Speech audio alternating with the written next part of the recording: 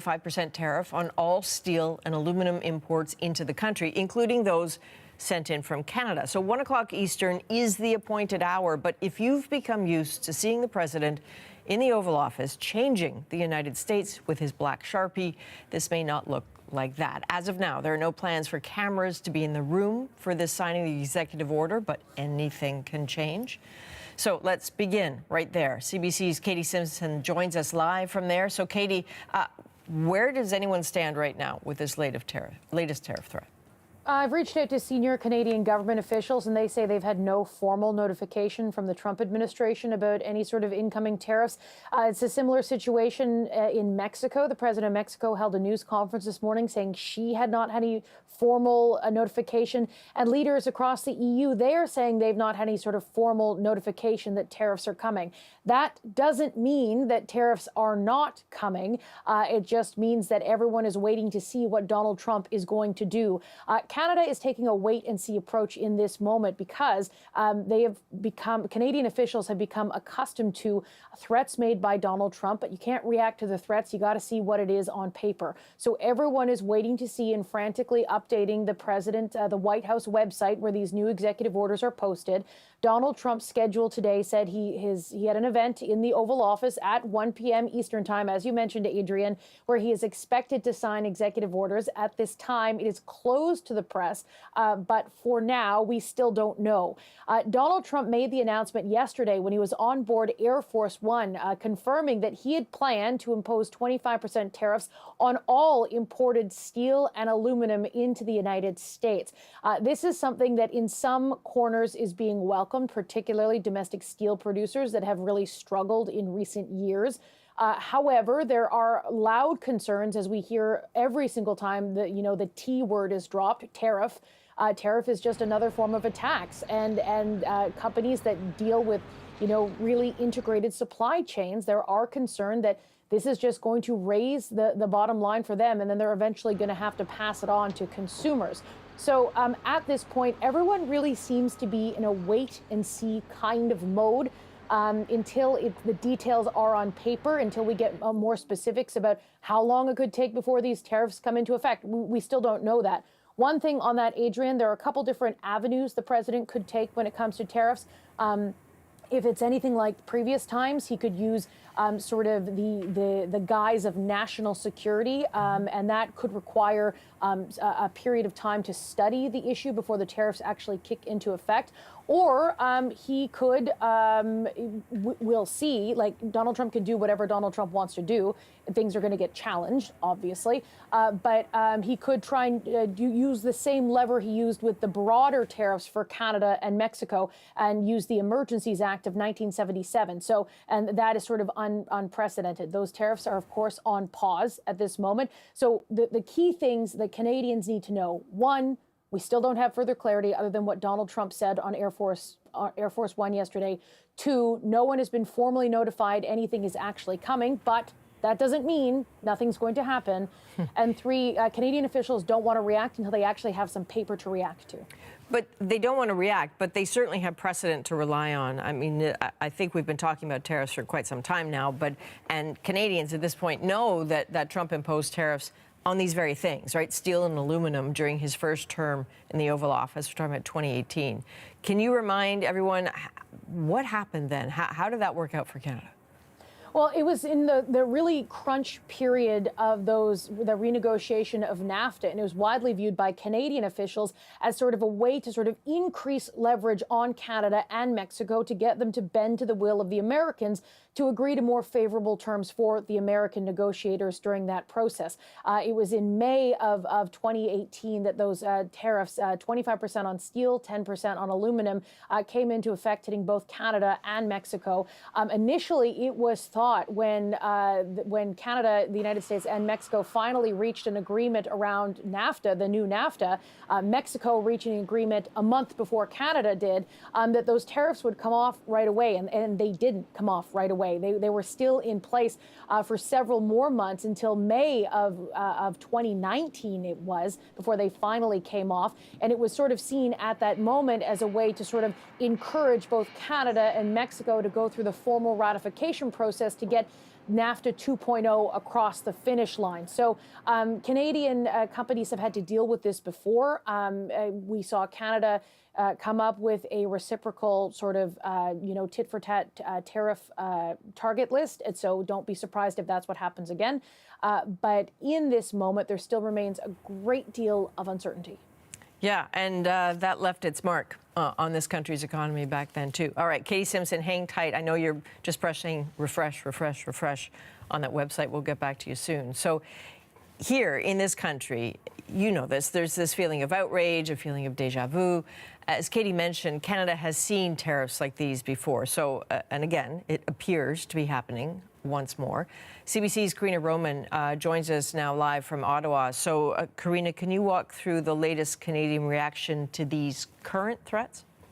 Yes, most of the reaction right now coming from opposition parties. Similar refrains to what we've heard before, both before during Trump 1.0, but also with the previous threat we've just had most recently that we had won a reprieve against in terms of those threats across the board from Donald Trump. So similar message, these tariffs will hurt the U.S.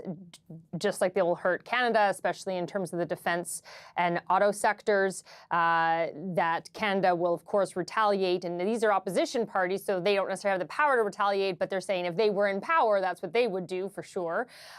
And also tying in with those threats to be annexed, Canada becoming the 51st state, that's all being lumped in together with a lot of pushback, but also a lot of pre-election pre-positioning. So have a listen to Conservative leader Pierre Poilievre. Canada will never be the 51st state. We are a proud, sovereign, and independent country. He has threatened to bring in tariffs on our steel and aluminum. We will retaliate in kind with matching tariffs on American aluminum and steel, all of the proceeds of which will be given back to our steel and aluminum industry, and any surplus will be given in tax relief for our people. But these tariff threats are a wake-up call. Now, when he talks about a wake-up call, and you saw it where he was actually making an announcement about if he becomes prime minister, the investment he would make in the military, particularly in the Arctic. And he talks about that being the wake-up call, that Canada needs to be less reliant on the U.S. when it comes to our military defense. Then you have NDP leader Jagmeet Singh out today, also agreeing, actually, that military spending should increase, but also talking about how Canada needs to bring in incentives to buy Canadian, because he says Canadians want to buy Canadian, but maybe need a little bit help financially to do so. Also talking about dollar-for-dollar retaliatory tariffs on aluminum and steel if they were to come in from the U.S. Also proposing a 100% tariff on Tesla vehicles to hit Elon Musk, who we know is doing a lot of what Donald Trump is talking about. The execution of it is coming from Elon Musk. But also talking, and he has talked about this before, about a package for workers, that people are already losing their jobs just because of the threat of tariffs, and that Parliament should be recalled to get a package in place. Have a listen to what he had to say. If they're serious about a package of supports to help us fight back against Donald Trump and to support workers, they could prioritize that and put that before the House as the first thing we vote on. And of course, at a time when we're threatened by a trade war, a war that we did not want to start, but one that we have to fight back, then we will, I can't imagine any opposition leader opposing measures to fight back against Donald Trump and to support workers. Well, I guess there's one guy I would imagine that wouldn't support that. That's Pierre Poilievre. So a little dig there, of course, against his fellow opposition leader, Pierre Poilievre, but also talking about how there would be 2 months before he says he would still bring down the government or vote to bring down the government at the end of March, but that gives some time if Parliament was recalled now. The government saying at this point there's no need to recall Parliament, that anything they need to do to retaliate can be done without that voting. Then you have, again, this threat to make Canada the 51st state, and the threat to economically crush Canada in order to make that happen. Obviously, a lot of hand-wringing over that, both just in the general population, but also, of course, amongst politicians Of course, you also have the Prime Minister on Friday saying that it's a real threat. But former Conservative leader Aaron O'Toole urging calm. You know, he was here during Trump 1.0. He talks about not responding to every taunt from Donald Trump. Have a listen. The Trudeau government last time did not take any of this seriously, and that's why I think President Trump is being particularly unfair. And we don't have to respond to the taunts. We have to be smart and stand proud for who we are. We should diversify our markets. We should be a supplier of energy, of resources, of ideas to the world. Don't respond, don't take the bait. Let's just plot a course, try and get tariffs removed, and stand strong. Although, Adrian, I think a lot of people would say it is very difficult not to take that bait when your country seems to be facing an existential threat. For all those comments, I'm curious, where's the Prime Minister in this? Well, physically, he's in Paris at an AI summit and also meeting with European leaders. Very explicitly, the Prime Minister's office have said they are not reacting, they are not giving a statement until they see the executive order and what's on paper, as Katie Simpson was saying. They learned from the first Trump administration that, and perhaps recalling it now after this flurry of a first few weeks of a Trump administration 2.0, that it is better and to react to what's actually done, not what's said and not what's threatened. So we're still waiting for reaction. So first we have to see the executive order, and so do they. And then we are promised reaction to what is actually written on paper in terms of what the tariffs might look like and whether Canada is for sure included in them. You know that U.S. Vice President J.D. Vance is also at that summit, so let's hope that there is a moment where they can have a few minutes together and try to talk this out. All right, CBC's Karina Roman in Ottawa. So while we talk about steel and aluminum as products, there are people behind those products. So let's bring in Kevon Stewart now, who's the director of District 6 for the United Steelworkers. Devon, you represent, I think, more than 80,000 workers across Ontario and Atlantic Canada. Let's start with them. How are they holding up right now? Well, it's fair to say we're frustrated and we're angered by these punitive and reckless tariffs. We know fully it's going to impact workers on both sides of the borders. Trump has basically thrown our supply system and economies into chaos with these on-again, off-again tariffs. That's only going to impact workers and families on both sides of the border. So Canadians are going to be impacted, Americans are going to be impacted. We've heard, Kevon, some people say that some people have already lost jobs. Are you seeing evidence of that so far? No, not yet. I mean, look, the threat has been out there for a little bit, but the immediate impact of job loss is not there yet. What we need to focus on is the tariff is there. What we need to really focus on is make sure that the government, unions, and the companies are all aligned and working together, so when the impact does happen, that the workers are supported. Can you put some perspective on this for us? From your vantage point, what do you think these tariffs will do to the Canadian steel industry? Can you help paint a picture for people who aren't in that industry? For sure. I mean, look, at the end of the day, our two economies are so interdependent of each other. We got products that's basically, starts off in Canada, for example, gets shipped down to America, and then some kind of process is done to it there, then it gets shipped back to Canada, and then we might do another process and ship the final product or final assembly back to the U.S. Now, keep in mind, every time that product crosses the border, there's going to be an additional 25% cost that's put on it. So what's going to happen? It's either there's going to be a market that's going to be available for it, or there's not going to be a market that's not available. And if employers can't find a market for their product, especially in the States, then the potential impact of layoffs are going to happen. And if layoff happen, then we got to come up with a game plan to make sure that those workers, when they are impacted, they are supported. So your union put out a statement where you noted that Canada imports 39% of its steel from the United States. It exports 94% of its production. I'm not in this industry, and there are things about it I, like a lot of other Canadians, don't understand. Why does Canada need to import any of it? Why not keep more of that production in Canada and import less from the U.S.? What are the barriers there? That would be where I think our government has got to start turning their minds to where we need to go in the future. If the intent is to rely less on the U.S. and other countries for their supply, then we need to make sure that we have our business and our operations set up in Canada to reduce the reliance. Our members right now, just in steel and aluminum alone, 50 to 55% of USW members would be impacted. So the focus right now would be for us to basically get our act together and start focusing on Canada. Reduce our reliance on the US and other markets if possible, and then we don't have to worry about these tariffs being hung over our heads, so to speak, by the Trump administration. How did your workers fare the first time around in 2018 with those steel and aluminum tariffs? I mean, there were impacts, but the impact wasn't as great because we were able to basically work together with the government and the employers. We came up with work sharing programs. We came up with other financial programs that were basically readily available to assist all the impacted workers. But again, we don't need to take on these tariffs right now. There's a CUSMA agreement that's well in place. It's an agreement that's basically agreed upon by 3 countries. And, you know, the U.S. played a pivotal role in that agreement. So it's working. We don't need to go away from that. Do you think the government this time should repeat what it did in 2018? Should it be a more forceful response? Well, I mean, look, what the government should do is actually recognize us as a valuable trading partner to the U.S.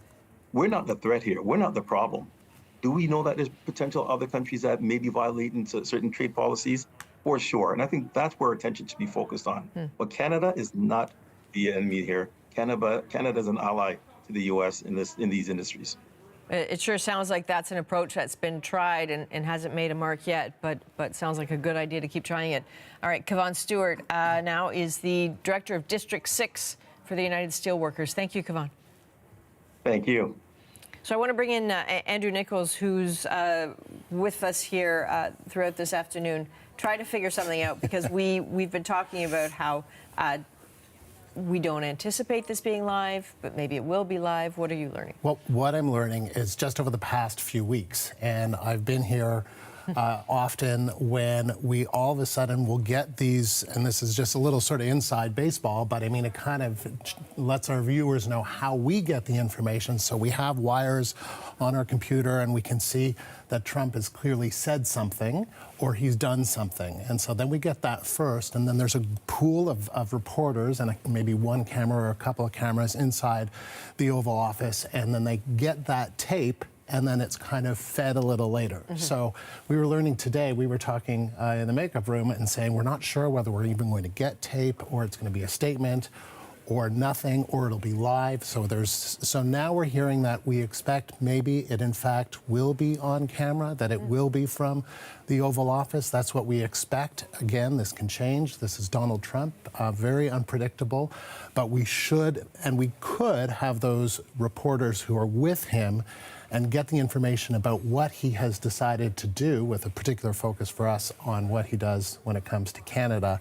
And then that will be taped, and then it'll turn around and we'll play it back. So that's more or less just some of the mechanics of how this could play out, because that's how it has played out. Some days it's taped, some days it's live, some days it's nothing at all. It's a paper statement, but that's just kind of a little bit of information that we're getting. I don't know if it's all that useful, but that's what we're anticipating. One thing you can be sure of when you see that tape is that if you hear someone asking about Canada, dollars to donuts, it's a man named Josh Wingrove, who works for Bloomberg, who is a Canadian, who has been all over asking these questions. And if Josh is in the room, there will be a Canadian question that will punch through the others and get there. But often, there doesn't even have to be a Canadian question. Donald Trump has offered up many times when he's talking about something else, his opinion on Canada, whether it's tariffs, whether it's what he perceives to be the trade deficit, whether it's the 51st state. He just offers it up.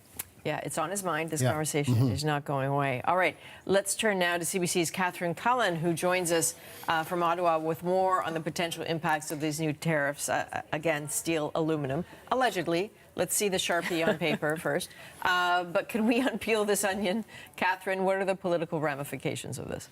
Yeah, Adrian, I mean, certainly you see the way that it's reshaping the political debate and the political discussion in this country. Our colleague Karina Roman up earlier in the program, and I was struck listening to Pierre Poilievre, just the poster in front of him, Canada First, right? No question that a month ago that would have been about axing the tax or something that is in sort of the wheelhouse that Pierre Poilievre has spent 2 years building for himself. And instead, Donald Trump has come along, as he does in the United States and so much of the world, and really just taken over the discussion. And there really, I think, is this feeling that it's not just in Ottawa. So many Canadians are feeling it so viscerally, this sense of whiplash. It's really, think about where we were, Adrian, this time last week, right? In between those two phone calls that the Prime Minister's office had with Donald Trump, on the edge. Thinking that tariffs, 25% tariffs on everything from Canada into the United States were coming right around this time. We had a sense that Mexico had already gotten a reprieve, but it seemed like this is the direction that things were headed for Canada. And it wasn't until that 3 o'clock phone call that went on for 45 minutes. When that wrapped, we understood that Canada was getting something of a temporary reprieve. Now, I don't think anyone, certainly on Parliament Hill, and I'm sure in much of the country, thought that that meant that the next 30 days were going to be smooth sailing. But here we are, a week later, looking at a different facet of this challenge. It's dominating the political discussion, certainly. You look at the Liberal leadership race, the shape of things as we head into the next federal election. This is the number one issue, and there's constantly a new piece of it. I mean, we're understandably so focused on the steel and aluminum tariffs because of the significant economic ramifications. But you look at some of the other comments Donald Trump made last night about Canada's military and how we're not really trying to defend ourselves, and that the United States really wouldn't necessarily do that either. I mean, they're very provocative words. Obviously, Canada doesn't feel like there is a direct military threat facing this country at this moment, but it is something of an almost non-stop onslaught of concerning, remarkable, attention-getting remarks. Think back to just last Friday when the Prime Minister talked about the idea that, in fact, what Donald Trump wants is our critical minerals. That wasn't even on the lengthy list that people had made of the things he was saying he wanted from Canada. It's really, enough to make anybody's head spin. Yeah, I don't think Canadians are sleeping particularly well right now. Here we are on a Monday. I would imagine that most people at some point over the weekend had conversations with those in their circle about what this moment feels like, and it doesn't feel great. And I think the comment that Donald Trump made last night is a question a lot of people that rattled a lot of people, but it's an important question. Is that if he was suggesting that Canada might not be a viable country. So when you say things like that, they doesn't need the military, that if the economic blow is big enough, it might not make this country viable. And I'm wondering, given the instability that creates on a personal level for people, that expands exponentially. There's a feeling of instability in the country. So how does the government try to manage that instability? They don't want to scare people, but if you fail to prepare, then you better be prepared to fail.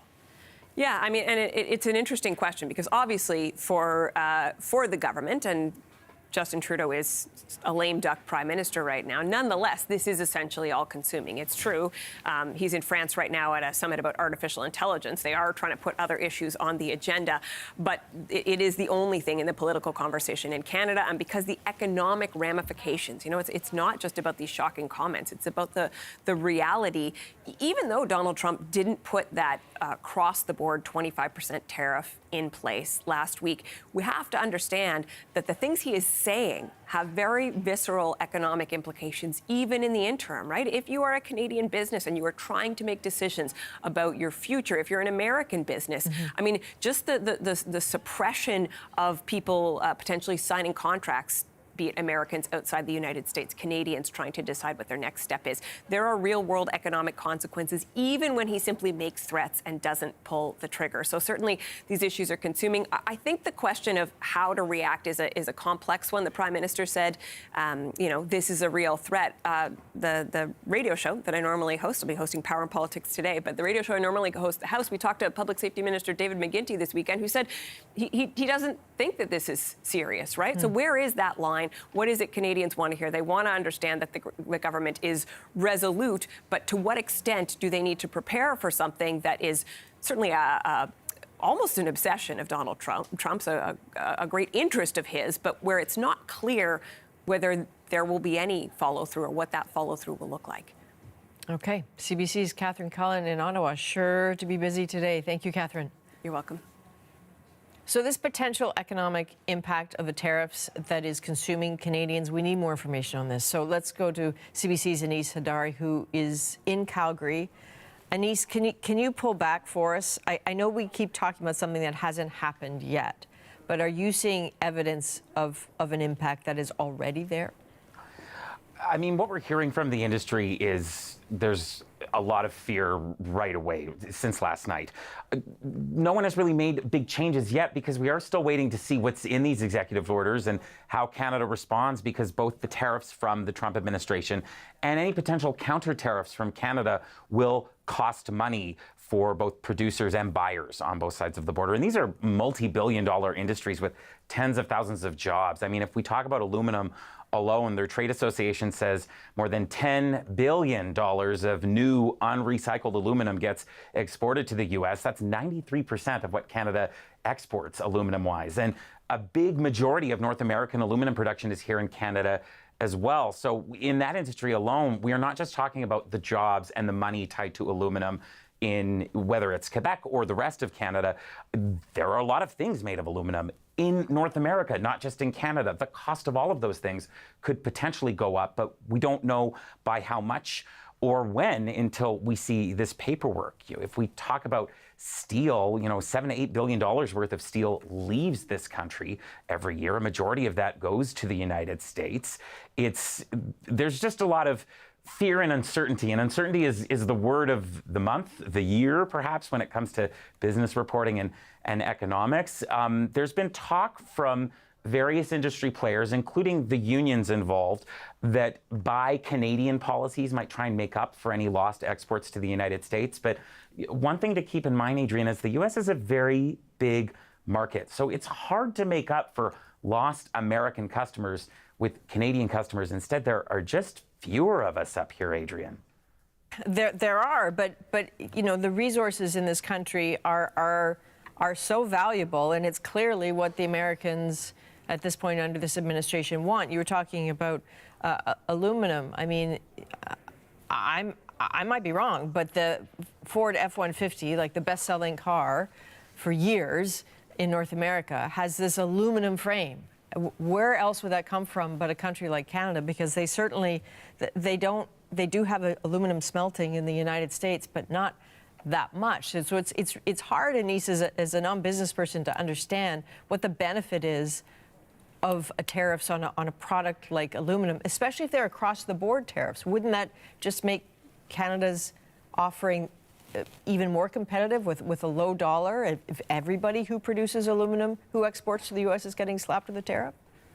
It's possible. What it's going to do is it's going to make everything that isn't American more expensive for them.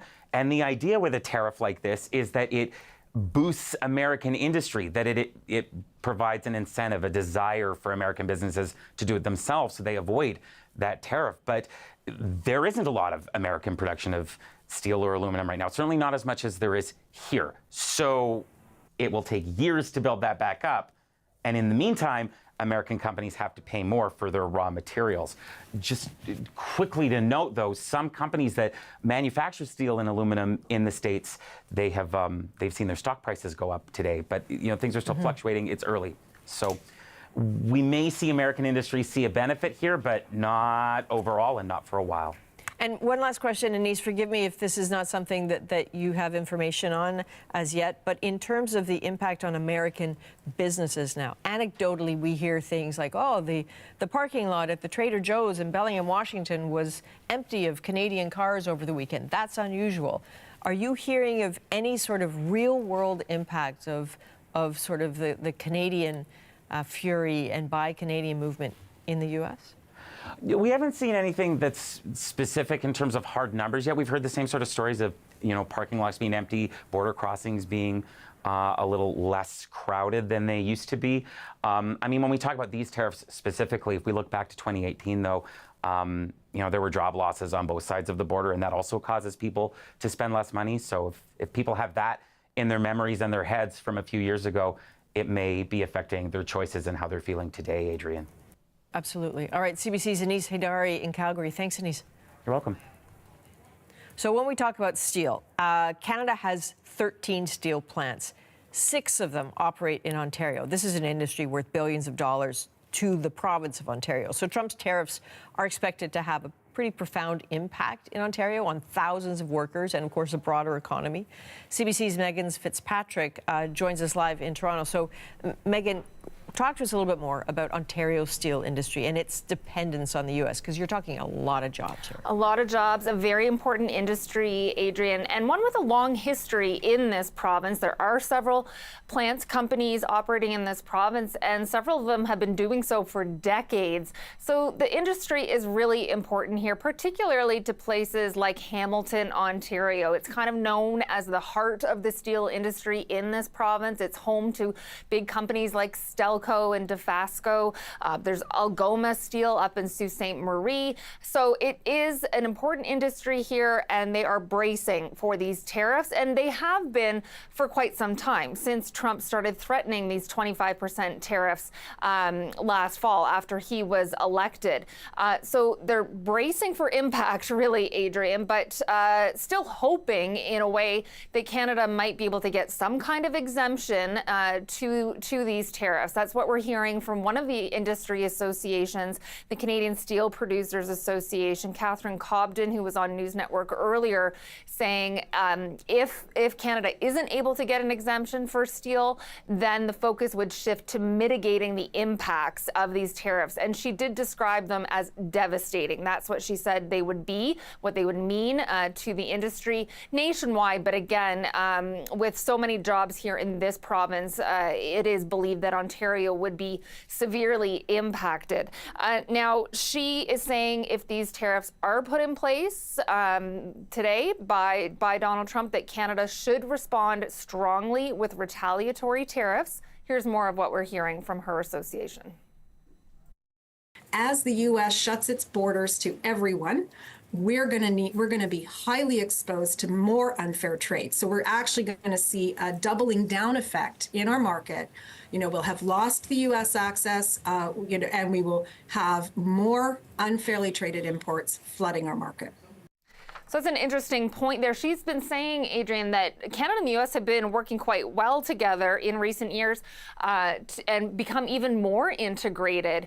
And so if Canada and the U.S. get in a trade war with each other over steel tariffs or broader tariffs, then it will impact Canada's ability, she was saying, to fight off unfair trade practices with other countries. And like the auto industry in Ontario, the steel industry is very integrated across the border with the U.S. Materials are shipped back and forth and modified and produced, and then they go into making auto parts, which are then shipped back and forth across the border, as we know. So there could be a wide ripple effect of these tariffs on the steel industry on other big major industries in the province. Now, we're hearing from unions as well that represent steel workers in this province. Just a little while ago, CBC spoke to Ron Wells, who's a union rep in Hamilton representing workers at Stelco. He said his members aren't panicking right now, but he also was calling for retaliatory tariffs if Donald Trump follows through on this threat. Here's some of what he was telling us. We're hoping the federal government puts retaliatory tariffs on U.S. products coming into Canada. And hopefully the tariffs won't last long. We'll get back to normal business.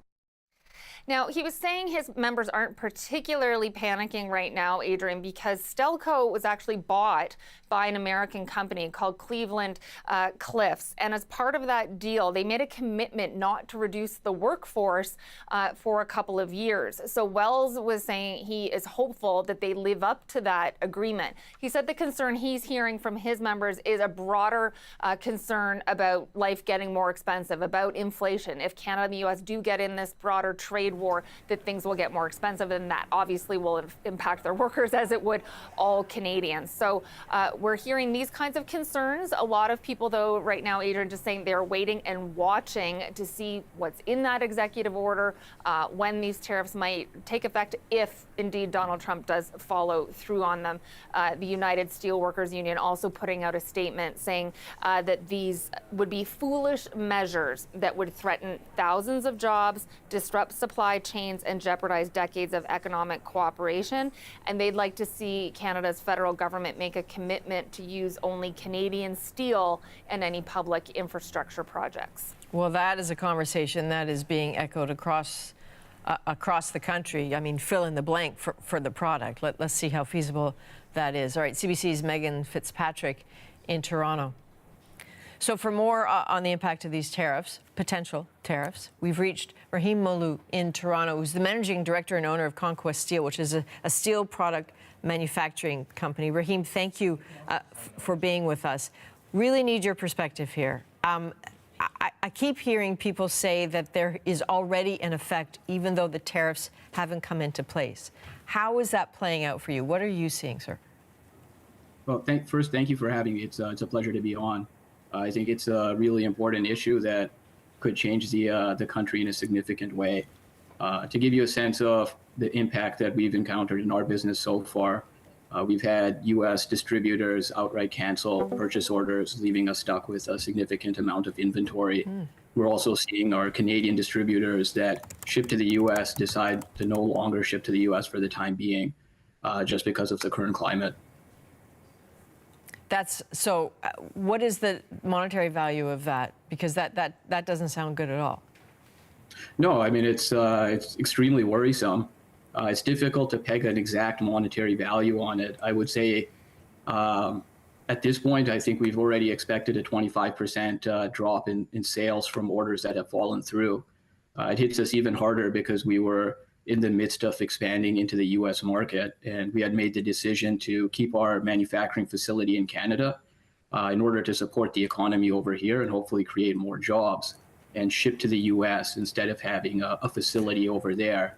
And that's a decision that's coming back to bite us a little bit right now. So I'm predicting that the amount of business that we'll end up losing and the impact on our business will only increase as the days go along, unless we're able to find some creative solutions to manage it.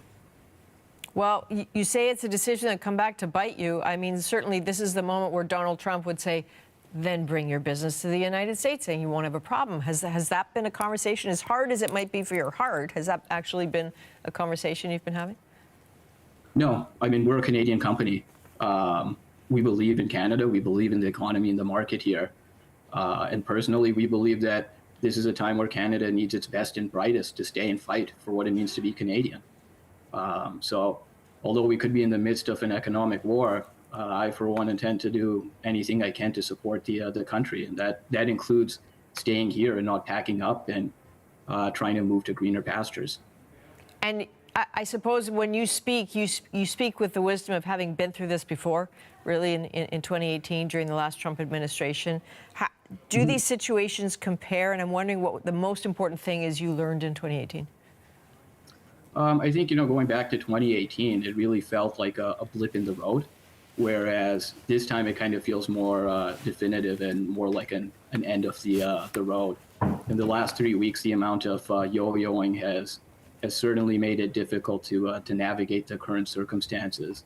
And at the end of the day, even if a new deal is reached, I don't think that our American partners will necessarily come running back, because how can you expect to do business in an environment where prices can jump 25% overnight on somebody's whim? Even if there is a new deal, who's to say that one won't be torn up and another round of negotiations and threat of tariffs would proceed as well, too. So please forgive the naivete of this question. This is not my industry. Steel is not my industry. So I'm trying to understand something here as a Canadian. You produce and you export. Why is there a need to import steel into Canada from other countries when Canada does so much work exporting it? Is it the type of steel? Is it the finished product? Can you help me understand that? I can't necessarily speak to that. to give you a better sense of that, because our business, we use 100% Canadian steel, and that's a core business principle for us. So while we do see the impacts of the export market on our current Canadian steel market, we don't import or use imported steel.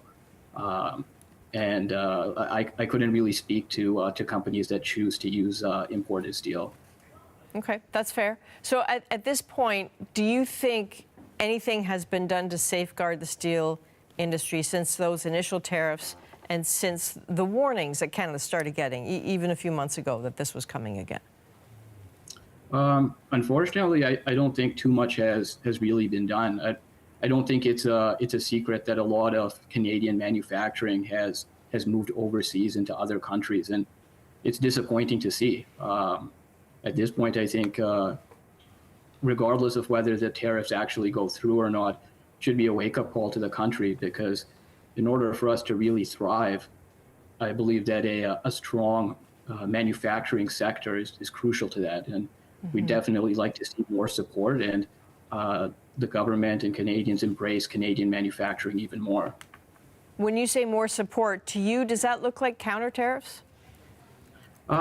Yeah, it certainly could. I mean, I think at the same time, I don't want it to get lost in all of this as well too. But it's an opportunity for Canadian manufacturers as well too. Like I said, a lot of manufacturing has moved overseas into other countries, but this could be an opportunity for us, especially with the government support, to really push and start manufacturing more products in our own country. And although it might cost a little bit more for consumers in the short run, Canadians are smart. We make good quality products. We're innovative. So in the long run, I think it's not only better for our economy, but consumers would have products that are better quality and last longer as well too. Well, they certainly seem to be looking for that, and they're certainly looking for that maple leaf on the logo of everything they grab. Please, Rahim, hang in there. That's Rahim Yeah, Malou. sorry. No, I just wanted to Sure. To raise another point as well too, because with the maple leaf, like you mentioned, being plastered everywhere, I think something that's important and being overlooked as well too is there's a lot of companies that create the impression that they're Canadian or making their products over here in Canada when they're actually not. I mean, you can look at the Super Bowl yesterday and see a ton of American companies making Canadian-centric ads with maple leaves. And if it's happening on a large scale like that, it's certainly impacting a business on our level as well too. So it would be great to see the government really reach out and support and embrace manufacturers in Canada and help them protect their IP and ideas from being ripped off or knocked off by importers who don't have the same regulations or who have cheaper costs because of their labor as well too. Really good point. Really good point. That's Rahim Malou, Managing Director and owner of Conquest Steel, a Canadian company. We reached him in Toronto. Thank you, Rahim. My pleasure. Thank you for having me. So global steel and aluminum tariffs will have a wide-ranging ripple effect, and countries are really starting to react on what that means for their individual job markets. So for that, we go back to Andrew Nichols. What are you hearing, Andrew? Well, what's interesting about all this, Adrian, is that we heard Donald Trump make that comment on Air Force One that this would apply to all steel and tariffs that the world makes, right? So we've obviously been focusing on Canada and what that means to us. We are the #1 steel trading partner with the United States, but then there are other players. The rest of the world is sort of bracing for impact as well. We've heard that from Australia. Not in the top 5, but they're still, 237 million worth of steel to the U.S. in 2023, 275 million worth of aluminum in 2024. So that's significant. That's $500,000, right? That's an impact to them. The Prime Minister of Australia, Anthony Albanese, told the National Parliament today that he was scheduled to speak with Trump about all this. Here's what he had to say. Government has a strong record indeed of working with other nations to protect and advance Australia's trade interests. We will navigate any differences which are there diplomatically, and we will continue to make the case to the United States for Australia to be given an exemption to any steel and aluminium tariffs. And so that's the Australian Prime Minister. There's a plant in Ohio owned by an Australian company that employs 4,000 people. So what kind of impact is that going to have on the workers there? And what kind of impact is that going to have on consumers, on customers in the U.S.? And then, of course, there's the other big players, Adrian, like South Korea. They're having an emergency meeting today to discuss this. They're one of the bigger players. 13% of U.S. steel imports come from South Korea.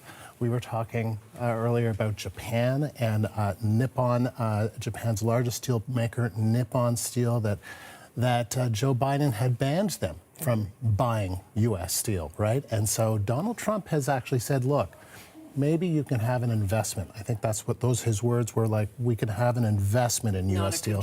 He just doesn't want a controlling interest, right? So interesting to see that kind of move. The Japanese leader was one of the first leaders to meet with Donald Trump since he has been inaugurated as president again. And then, of course, there's China. And China is a major exporter of steel, already subject to U.S. tariffs on steel and aluminum of up to 25%. So lots of people around the world reacting to all this. It's striking to hear all of these arguments that are grounded in logic and economic theory being thrust at the U.S. president, and the realization eventually hits that that doesn't seem to be punching through.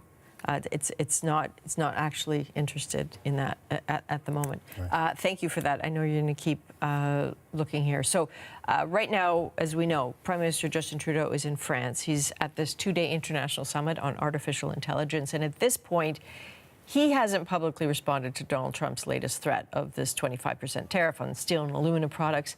Perhaps, of course, waiting for some official statement or some paperwork from the White House.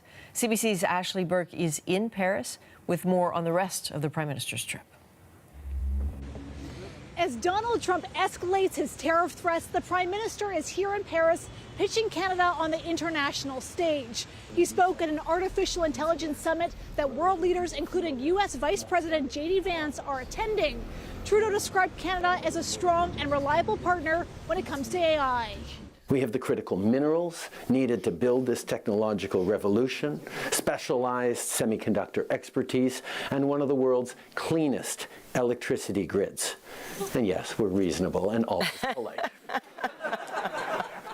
We have all the building blocks for the future of the world's economy.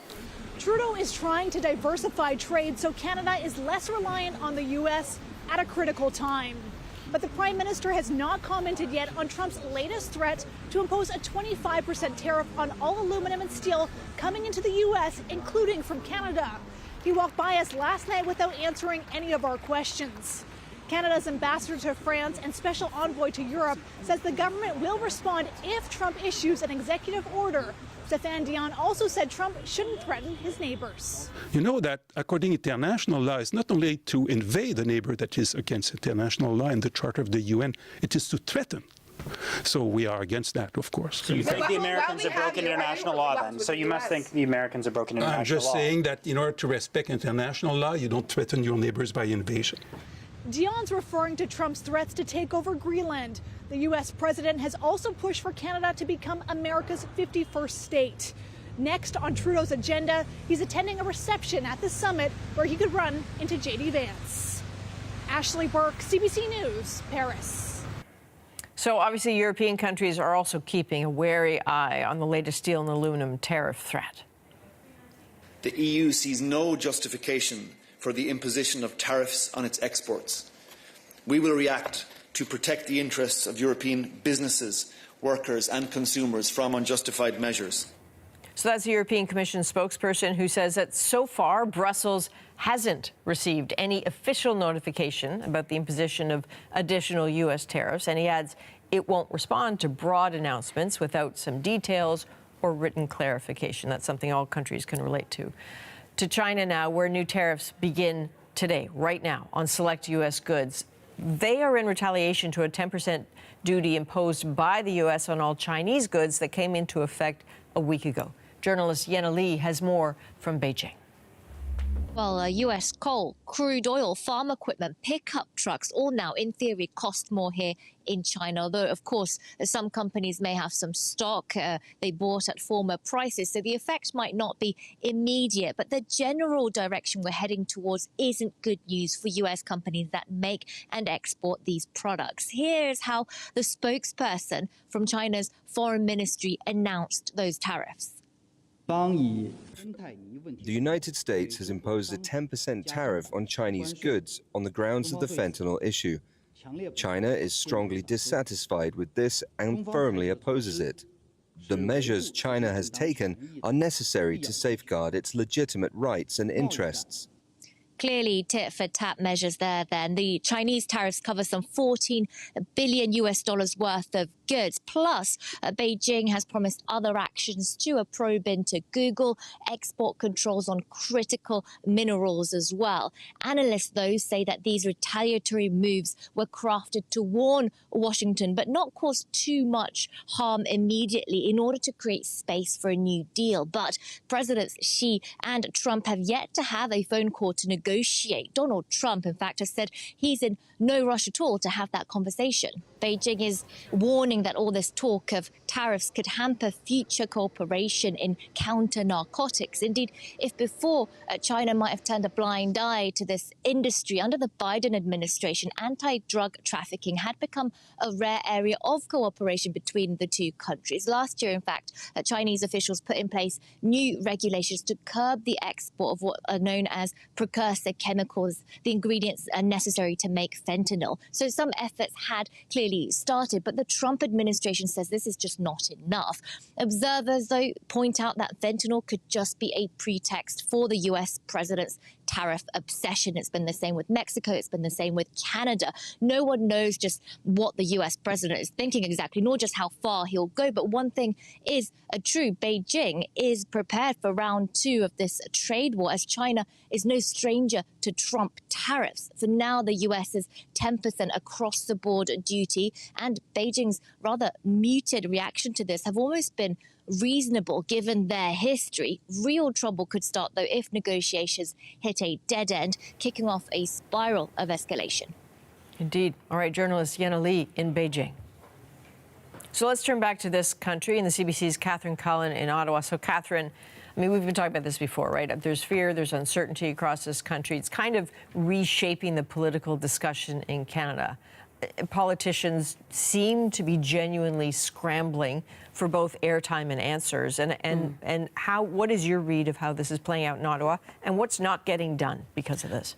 Well, I think it's really interesting to think about the way this has radically reshaped and redefined what's happening in Ottawa right now. I asked an official in the Prime Minister's office recently, what part of the strategy is working the best? And one thing they pointed me to is the one-to-one relationships, right? We've seen members of cabinet heading down to Washington, heading down to various places in the United States, meeting with their counterparts. We see just this morning, Dominic LeBlanc tweeted that he had a call with the new Treasury Secretary, that those one-on-one relationships are sort of, I think, helping them at times get a bit of a reading of what's going on. Not necessarily, though, what will be coming next. Canadian officials saying today, as we heard earlier in the program, they didn't have any heads up that this was coming, but establishing some relationships that might help them move things along.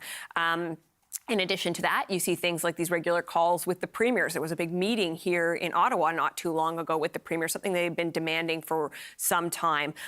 Moving money, $1.3 billion on the border. Now, some of that is money that is just being sort of reshuffled around, but think about how quickly we suddenly saw Black Hawk helicopters on the border in Canada, in a country where there's a lot of criticism about how quickly things move. Now, these were leased in this particular case, but it speaks to the way in which things are changing. One thing, though, Adrian, it's worth noting that hasn't changed in all of this. It has not been enough to bring back Parliament. That is certainly something that the opposition parties would like to see. The challenge, I suppose, from the government's perspective on that is that if Parliament is recalled, the possibility that the government will fall before the Liberals have a new leader is a very visceral one for them. And so Canadians are trying to sort all of this out. The Canadian political class on the federal level is trying to sort all of this out without having the kinds of debates and, in some cases, the ability to take particular kinds of actions when it comes to making money move that they otherwise would be able to do. So a couple of things come to mind, Catherine. So we just heard from Ashley, who is in Paris talking about the AI summit. But the next stop on this agenda is the Munich Security Conference, right? So that you're going to get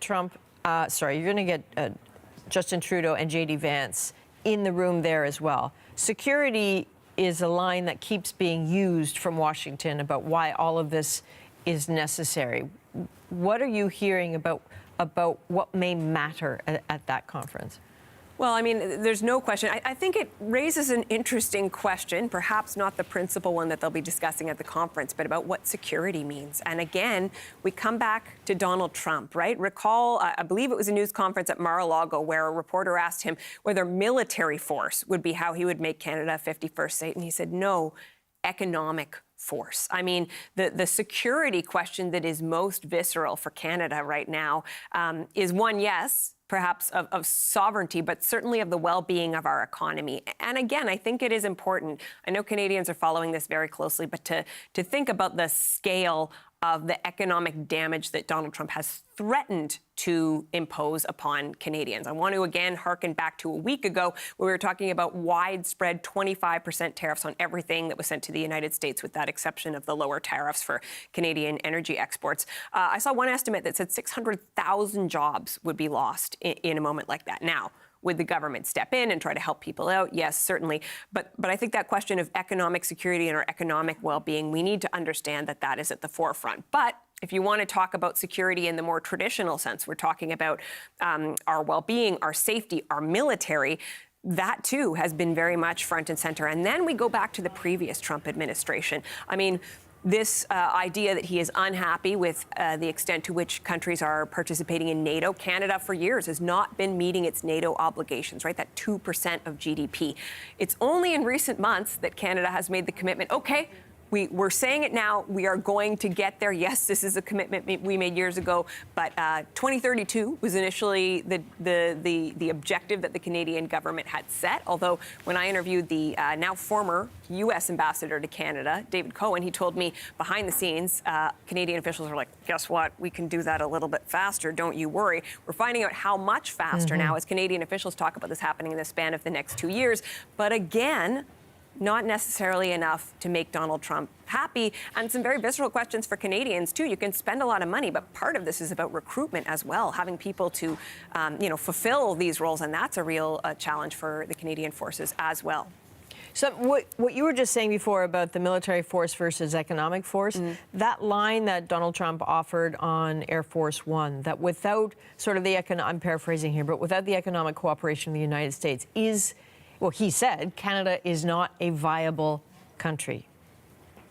Does he have a point? Well, I mean, I think I will not purport to be an economist, Adrian, but he has a less than traditional understanding of some economic principles. The way he constantly talks about this idea of a trade deficit, when in fact, so many people in the economic world would suggest, well, this is what trade is.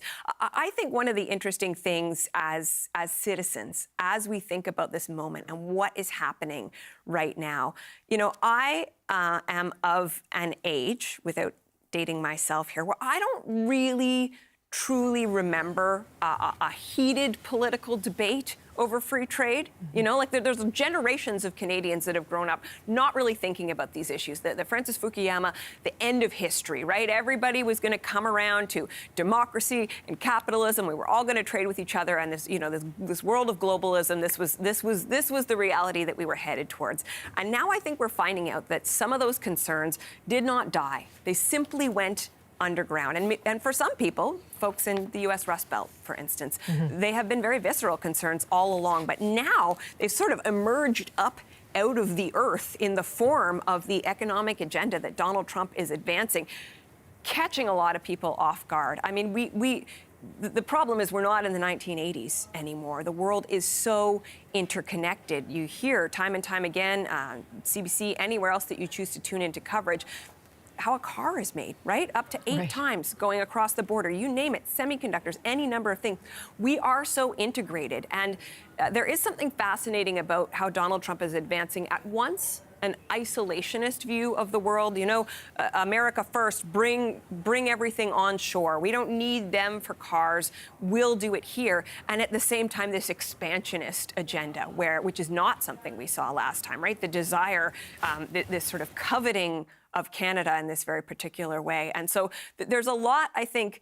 Obviously, we are seized with the more visceral questions of, am I going to have a job? Am I going to be able to afford a head of lettuce? Do I want to cancel my American subscriptions? But there are much bigger forces at play here, and our grasp of how we think about ourselves in the world and the political world we live in is shifting in a very dramatic way, too.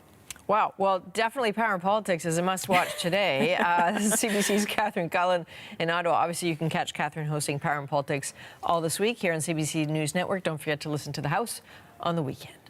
All right. Thanks, Catherine. So let's check in on the neighbors. You're looking live at Washington. We're waiting to see if U.S. President Donald Trump will go ahead with that threat uttered aboard Air Force One on the weekend to sign an executive order that imposes 25% tariffs on aluminum and steel imports into the United States.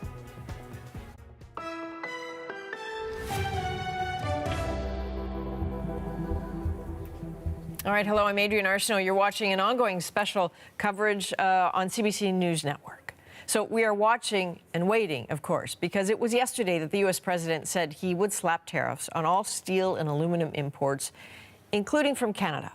Now, Donald Trump was scheduled to sign executive orders this past hour while we wait for any word on the potential tariffs.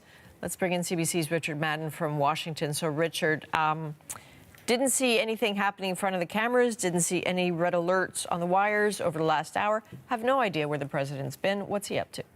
Well, we know he's in the Oval Office, Adrienne, because we see the Marines standing outside the West Wing. But you're right, we have not seen any details if, in fact, he did sign those executive orders. The tariff one was supposed to be among them. But as we know, this is all closed press, meaning no cameras are inside the Oval Office for this, although we are expected to get what is called tape turn inside the Oval Office within the hour. So we're standing by to that. And we're also standing by if, in fact, he did sign that executive order to impose those blanket tariffs on all steel and aluminum imports, which goes without saying it would have a huge impact on Canada. I was just actually texting with a contact at the Prime Minister's office asking, have you received any details on this tariff EO? And one word reply, zip. So we're standing by.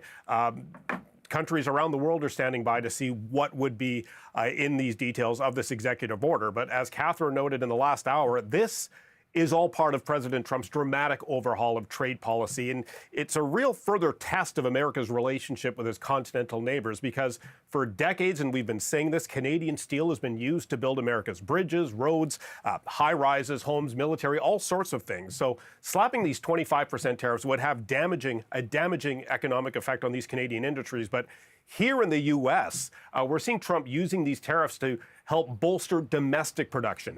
Earlier, the U.S. Steelworkers Union praised this move, and we saw shares of big U.S. steel companies going up in anticipation of this. We've also heard from experts and Ontario's premier really saying that these tariffs, imposing steel and aluminum tariffs, would damage his continental neighbors, but the U.S. should really be focusing on steel coming in from China. Doug Ford, the premier of Ontario, has argued that Mexico uses Chinese steel as a backdoor to enter into the U.S. market. So this is the argument we can expect the Canadians to make. We can expect allies of Canada and other countries around the world to make that same argument as well. And yet, these are arguments, Richard, they've been making for quite some time, and they don't seem to have landed. Can you walk us through, just to remind people, when he imposed tariffs on steel and aluminum during the first term in the Oval Office, mechanically, timeline-wise, how did that play out back then? Yeah, we're old enough to remember what happened back in 2018. 2018 is when President Trump, during his first term, imposed steel and aluminum tariffs on Canada. He justified it as a national security concern. And this was also happening at the same time talks were underway to renegotiate NAFTA, the now USMCA. Canada was initially exempted from these duties, but then they were hit again in May of 2018. And Canada responded with a whole series of counter tariffs, a retaliation on several American products. So about a year later, 2019, the White House then announced a deal had been reached to, they called it surges. The steel and aluminum prices were rising, so the White House lifted them to prevent the surges on aluminum supplies from Canada and Mexico. So that ended the trade dispute. The USMCA was signed shortly thereafter, and this trade relationship seemed to have, this dispute seemed to have been resolved since then, but now we're back at it again, and we're all waiting for details on what will be part of these new tariffs on steel and aluminum, not just from Canada, but of course from countries around the world. Okay. All right. CBC's Richard Madden in Washington. Thanks, Richard. You bet. So here in Canada, this is the story of the day for political leaders. It is eclipsing the federal leadership race. It's eclipsing provincial elections, arguably everything else domestically. CBC's Karina Roman is in Ottawa and joins us now. So, Karina, putting everything else aside, what's the latest Canadian reaction to these threats? And they are putting everything else aside. Whole narratives have changed for political parties, opposition parties to deal with this. Obviously, hearing from the opposition parties, we're hearing about how they would retaliate if they were in charge, or how they would support a retaliation in terms of tariffs approach. But they're also tying in the whole annexation threat and how opposition parties positioning themselves, especially, the Conservatives with a Canada First is the new message as opposed to axe the tax. That kind of shift has happened. But it's also still being used as an opportunity for pre-election positioning. Have a listen to Pierre Poilievre. Canada will never be the 51st state. We are a proud, sovereign, and independent country. He has threatened to bring in tariffs on our steel and aluminum. We will retaliate in kind with matching tariffs on American aluminum and steel, all of the proceeds of which will be given back to our steel and aluminum industry, and any surplus will be given in tax relief for our people. But these tariff threats are a wake-up call. Now, he elaborated that in terms of that wake-up call, what he's talking about as well as military spending, especially up there in the Arctic, talking about creating a new military base, Canadian military base up there, but also that we need to increase our spending in this country and become less reliant on the U.S. to defend us, something certainly that would then push back against what Donald Trump is saying about our reliance on the U.S. for that. Jagmeet Singh, the leader of the NDP, also out today in his own news conference, but also on CNN. He has been talking about incentives for Canadians to buy Canadian, putting a 100% tariff on Tesla cars to strike back at Elon Musk. And on CNN, he basically told Americans how Canadians are feeling from his perspective, that Canada is a viable country, and saying just look at how much of what Canada has Trump wants, whether it's our critical minerals or our oil or our water. He also said, sort of, no offense, but actually Canadians don't want to be the 51st state. He says they're happy to be good neighbors, but don't take Canadian kindness for weakness. Have a listen to what he had to say. I believe very firmly Donald Trump only understands force. He's acted as a bully in many circumstances, and now he's acting as an economic bully. The only language that bullies understand is the language of strength. So we have to show that we're ready to fight back. We might be smaller, we might be up against a larger opponent, but it's going to hurt both of us. It's a bad thing to do. It's going to hurt Americans. It's going to hurt Canadians. We need to show that it's the wrong thing to do, and also show that we're ready to fight back and defend what we have. Now, he does also reiterate the message that he'd like to see Parliament recalled to bring in a more robust package to help workers who are already being impacted by just the threat of tariffs, although the government has so far resisted those calls to recall Parliament. There is lots of hand-wringing over this 51st state threat and the annexation threat, partly because Trump keeps saying it, partly because the Prime Minister said on Friday that he believes Trump is serious. And most people recognize that at this point, the U.S. does have the power to hurt Canada very badly economically. So there is that fear. That said, former Conservative leader Erin O'Toole out today urging calm and sort of a steady as she goes approach. Have a listen to what he had to say. The Trudeau government last time did not take any of this seriously, and that's why I think President Trump is being particularly unfair. And we don't have to respond to the taunts. We have to be smart and stand proud for who we are. We should diversify our markets. We should be a supplier of energy, of resources, of ideas to the world. Don't respond, don't take the bait. Let's just plot a course, try and get tariffs removed, and stand strong. So don't take the bait might be easier said than done when the bait seems to be put out almost on a daily basis. Yeah, no kidding. And problem is that the matter of not taking the bait is, as we heard from the man who was with Conquest Steel, there have already been economic repercussions. There are already, orders that aren't being filled. There are jobs that are on the line, and they haven't even come into effect yet. So I can certainly understand the impulse not to take the bait. But again, we go back, we've been saying it for quite some time. It's like that theory of life, that if you fail to prepare, be prepared to fail. One last thought on the Prime Minister. Anything new from him? No, we have seen him walk into the event he's attending today, or tonight, I should say. I believe it's the dinner. What you're showing right now, of course, is the AI summit that he was at. I believe tonight is a dinner with European officials, including President Macron. But the Prime Minister's office has been very clear that they are not going to react. There's going to be no statement or reaction until they see something written on paper and what that is written on paper. What are these tariffs that are being threatened? What are they actually going to be? And is Canada for sure definitely included in that? They've, reminding themselves from the first administration that it sometimes makes more sense to react to what's actually done as opposed to what's threatened when it comes to Donald Trump.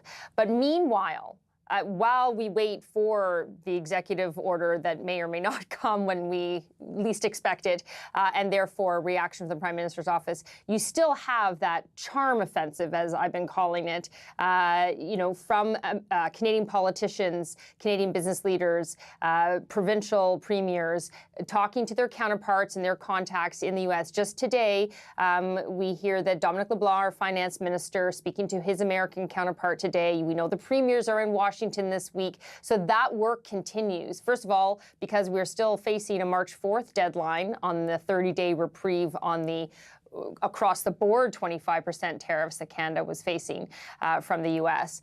Never mind this now additional threat. So that work also continues, Adrian. Indeed, as does ours, as does yours. All right, CBC's Karina Roman in Ottawa.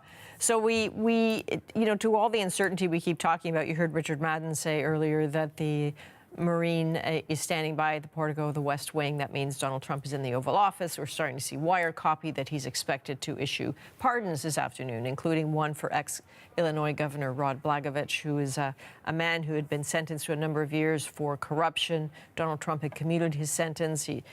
He was a Democrat. He's someone who had been on Celebrity Apprentice with Donald Trump. And so the expectation is that part of what is happening or will happen in the Oval Office this afternoon is that. So the more details we get about what his plans are for the afternoon, the longer we see the Marines standing by, there's a stronger likelihood that you'll see or hear something soon from the Oval Office. But in the interim, let's bring in economist Jim Stanford into this conversation. Jim is the director of the Centre for Future Work. He joins us from Vancouver. And Jim, I have so many questions for you. But in terms of tariffs that have not yet arrived, what kind of tangible impact are you seeing about merely the threat of them? Yes, we're already seeing, Adrian, companies shelving their investment plans because they can't know what sort of environment a future capital investment or expansion is going to face. They don't know what Donald Trump is going to wake up tomorrow morning and decide to do. I mean, we're dealing with an erratic autocrat here. This is clearly what's become clear. And for businesses making a business case for a new project, how do you deal with that? So everything's on hold. We are seeing canceled orders in key industries, so we are already feeling the effects. And frankly, Adrian, Mr. Trump said explicitly when he spoke to the Davos group the week before last, his goal here is precisely to create that kind of fear and uncertainty among global businesses. If they want to sell in America, they have to come to America. And this erratic to and fro each day's announcements is indeed having that kind of effect. So whether the tariff comes in or not this afternoon, it looks like it will for steel and aluminum. We've got a big problem in Canada. We've got to find another way to fuel our economic growth rather than relying on exports to this very, very unreliable trade partner.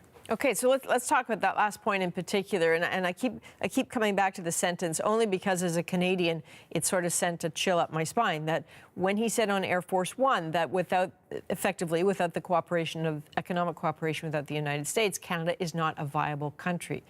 How does this country prove him wrong?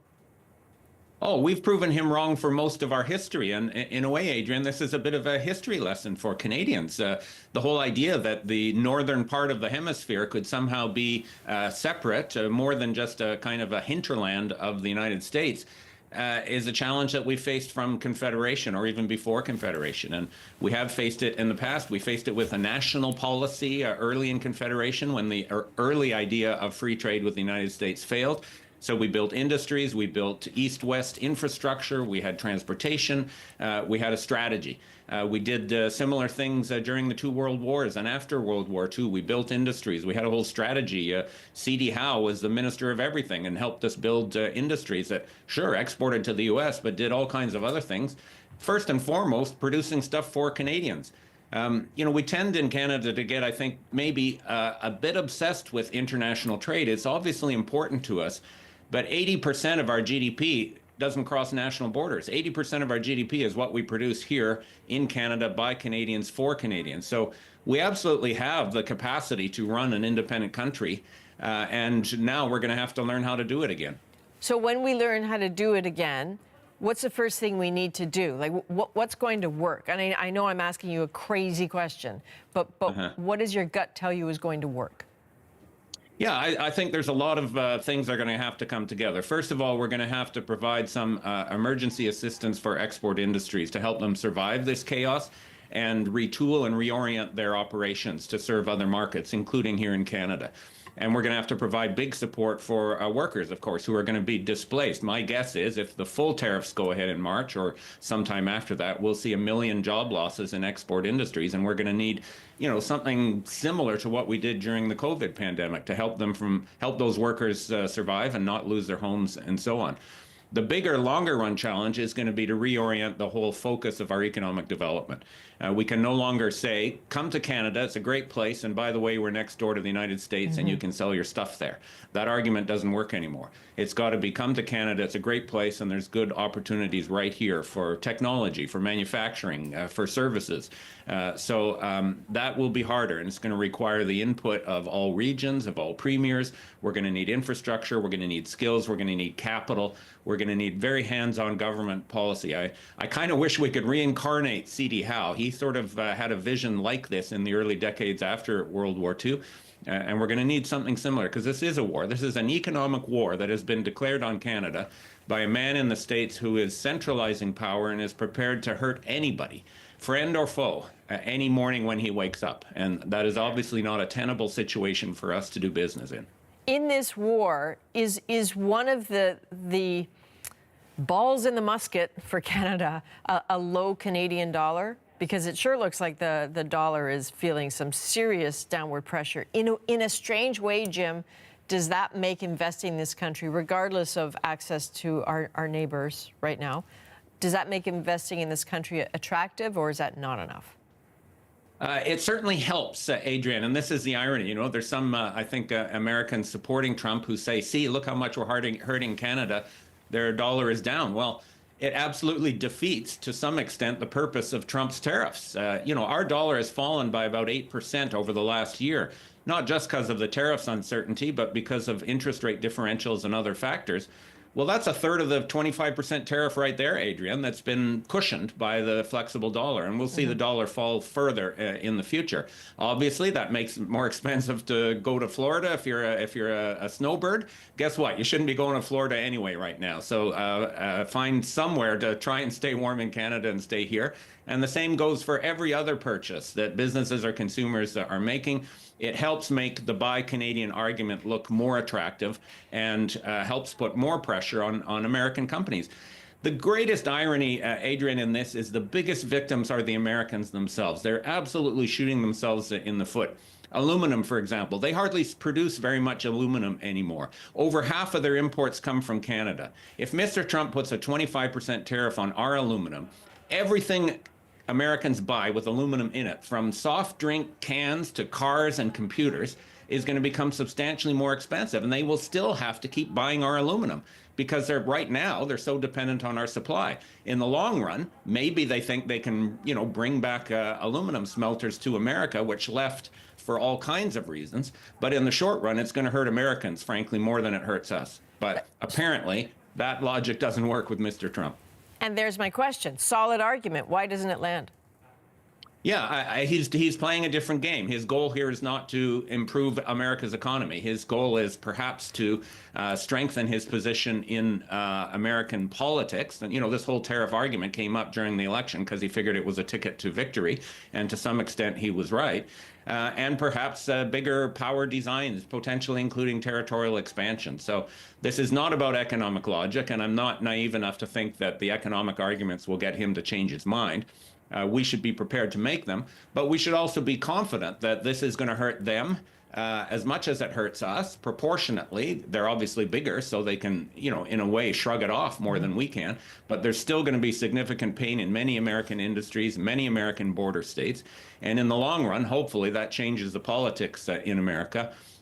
For now, we just have to learn how to stand on our own 2 feet again. Okay. Whew, tall order. All right, Jim Stanford, thanks very much, sir. Thank you, Adrian.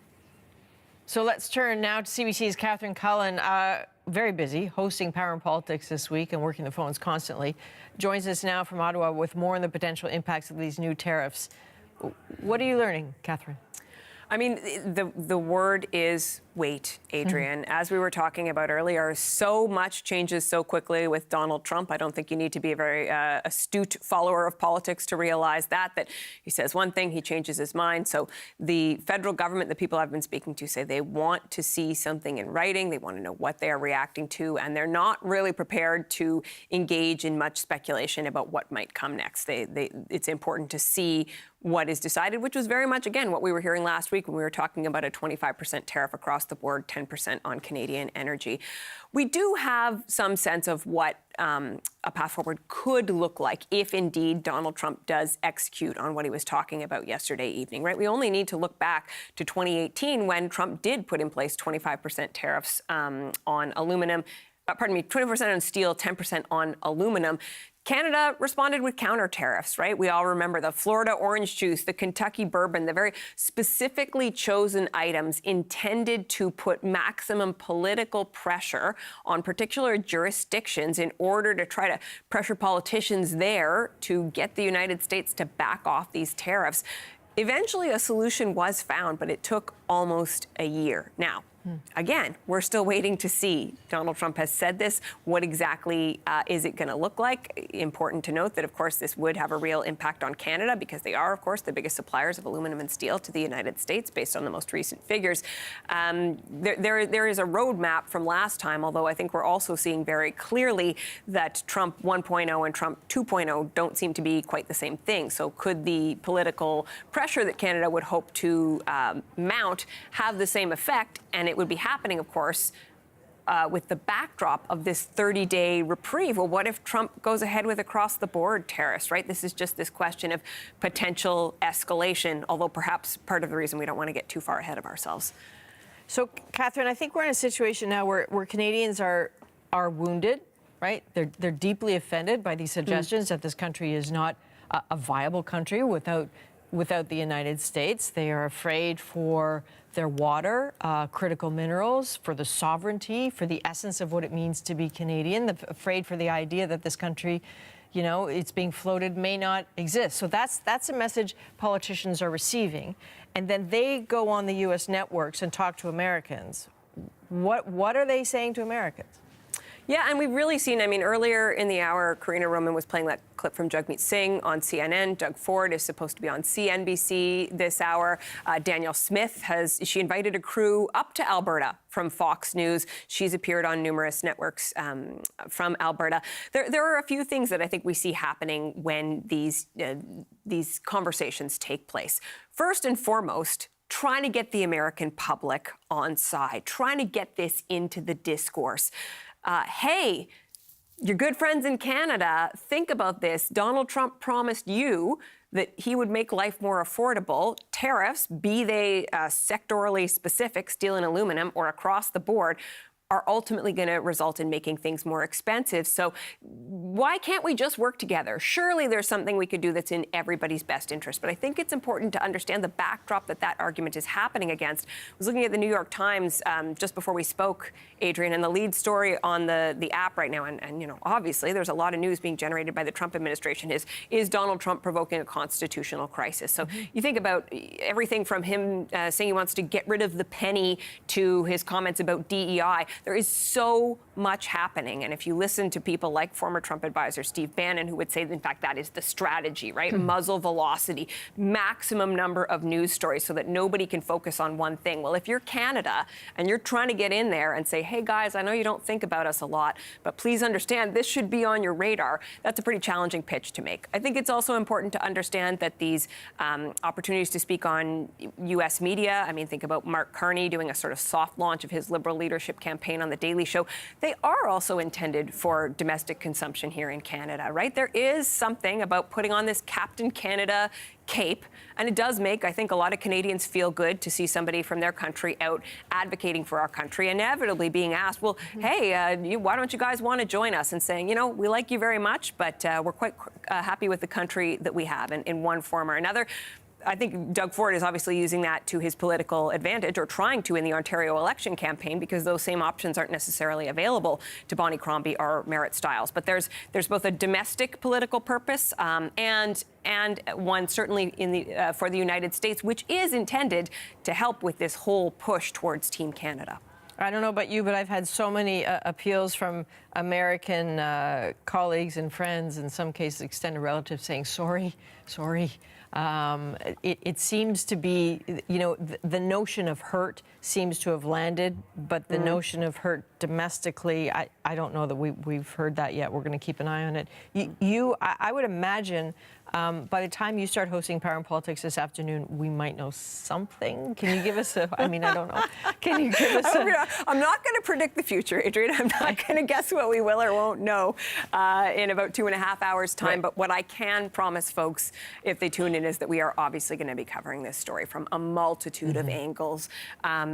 Certainly the federal reaction, industry reaction, trying to talk to folks in the provinces. We're going to be speaking, we hope, to Saskatchewan Premier Scott Moe, who is in Washington right now. So somebody who is, you know, right at the forefront of this discussion. Yes, it's true that when we think about steel and aluminum, we're thinking primarily about Quebec and Ontario. But obviously, this is a visceral issue for the whole country. We've seen how premiers are seized with this issue, and they are making this push in the United States this week, trying to talk to some of their political counterparts, basically anyone they can, to try to make the case for Canada. So we'll hear a bit more about that. Indeed. And Catherine, in the event, some people are asking, you know, why do we spend so much time talking about Ontario in conjunction with these tariffs? It's because the bulk of the jobs that would be affected by across-the-board tariffs in particular are in Ontario. Yeah, I mean, our biggest export to the United States, we have to say, is energy. Alberta has a big piece of this pie when it comes to our oil industry, but certainly the manufacturing sector in Ontario, Quebec. I mean, yes, absolutely, but we also need to acknowledge that across the country, while the statistics may vary, so many industries who feel interconnected and also I don't want to say it's psychologically, but also this I think emotional investment that all Canadians feel at this moment, where we feel our identity is being questioned in a way that many of us don't remember in our lifetimes. It's a moral injury. I don't think you can dispute that. All right, CBC's Catherine Cullen in Ottawa. Thanks, Catherine. You can catch Catherine hosting Power and Politics all this week here on CBC News Network, starting at 5 p.m. Eastern. So let's look a little bit more carefully at the potential economic impact of tariffs on these two industries that we're talking about today. Last week, it was across the board. That was deferred for a month-ish. Last night, aboard Air Force One, Donald Trump started talking about steel and aluminum industry tariffs coming down today. Still waiting to see if that is real. CBC's Anis Haydari has been watching along with us from Calgary. So, Anis, what's your take? What's your business take, your consumer take on how big of a deal this could be? I mean, this was basically a multi-billion-dollar conversation Donald Trump was having on Air Force One, it turns out. Steel and aluminum are both huge industries with tens of thousands of jobs in this country. If we talk about aluminum first, their trade association talks about more than $10 billion of new unrecycled aluminum getting exported to the U.S. That's 93% of the aluminum that Canada exports, and a big majority of North American production of that product is here in Canada as well. So just on the aluminum side of things, the business sector is not just talking about how much we export and how much we make, but a lot of stuff is made out of aluminum across North America. So these tariffs might affect all of those things, from beer cans to cars. And I mean, steel, $7 to $8 billion worth of steel leaves this country. A majority of that goes to the United States, and a lot of things get made of steel as well. In both Canada and the U.S., tariffs have the potential to impact how much all of that costs. So it's not just those businesses and those workers that are worried about the multi-billion-dollar impact here. It could end up being consumers and businesses across the economy. And we heard from unions in both countries and businesses. The business sectors are sort of saying, okay, let's wait and see what happens. They're arguing that the U.S. shouldn't impose these tariffs, of course.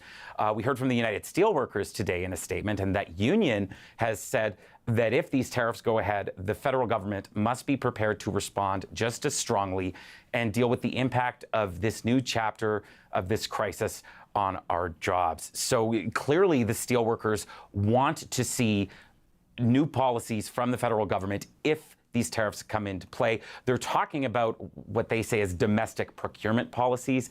That is essentially fancier words for buy Canadian policies to try and make up for these lost exports if these tariffs come in. But you know, Adrienne, the U.S. is a very big market. You can't really make up for lost American customers with Canadians. There are just less of us in this country to buy.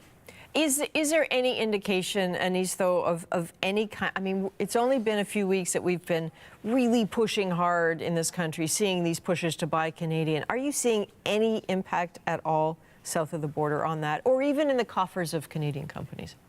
It's hard to say whether we've seen impact in the coffers of Canadian companies yet, because we don't have financial reports. We have seen consumer habits change a little bit, anecdotally at least. Fewer people shopping in American stores, buying American products. But when it comes to something like steel and aluminum, it's really hard to adjust yourself quickly, whether you are a consumer or another business. You can't exactly pick a different drink because you want to use Canadian aluminum for your can as opposed to American aluminum.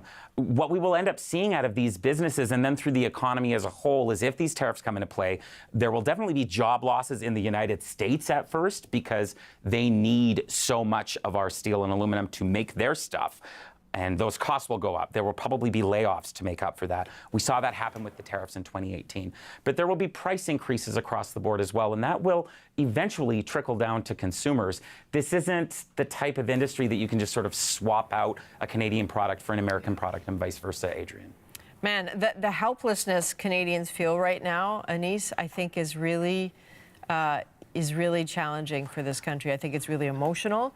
I think people have a will to do something and then find themselves really stuck. So I hear what you're saying about it. It's hard to necessarily make a dent, but I feel like they're going to keep trying. Yeah. It's certainly something people are asking about. All the time. All right, CBC's Anis Haydari in Calgary. Thanks, Anis. You're welcome. So we're always interested in perspective, and we need perspective from south of the border. So let's bring in Inu Manek. She is a fellow for trade policy at the Council on Foreign Relations, joining us from Washington. Really nice to see you. It appears, Inu, that Canada seemingly got a reprieve from tariffs last week, but now here we go again. We see the president threatening to impose steel and aluminum levies, I mean, at some point, possibly today. What's your read on why the president might go ahead with these measures today? Well, thanks for having me here today. Honestly, a surprise, I think, for a lot of people watching that President Trump would go ahead with putting some tariffs on steel and aluminum. But he did not get what he wanted 2 weekends ago by trying to impose tariffs on Canada and Mexico. He did get tariffs on China. And this is his way to deliver on his campaign promise that he would put tariffs on our allies and others in order to negotiate some sort of deal. So I think he's doing exactly what he said he would do, but it does come as a surprise that he's doing it on steel and aluminum today. If he does, I guess we have to put the caveat because we haven't seen the Sharpie in action yet today, so we'll see what happens. You wrote last week, I think, that Donald Trump's move to impose those sweeping 25% tariffs amounted to an unconstitutional power grab. Can you expand on this, on the notion of expanding his power?